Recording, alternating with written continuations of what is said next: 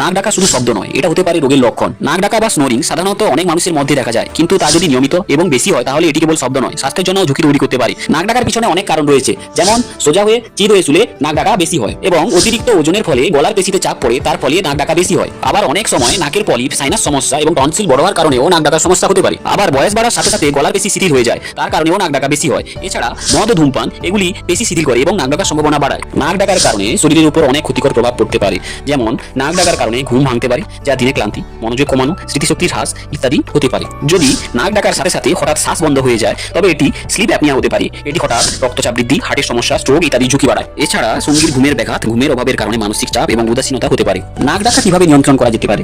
সোজা হয়ে না শুয়ে একদিক হয়ে শুতে হবে। অতিরিক্ত ওজন বেড়ে গেলে ওজন কমাতে হবে। ধূমপান এবং অ্যালকোহল ছাড়তে হবে। নাক বা গলা সমস্যা থাকলে ডাক্তারকে দেখাতে হবে এবং ঘুমের নিয়মিত রুটিন বজায় রাখতে হবে।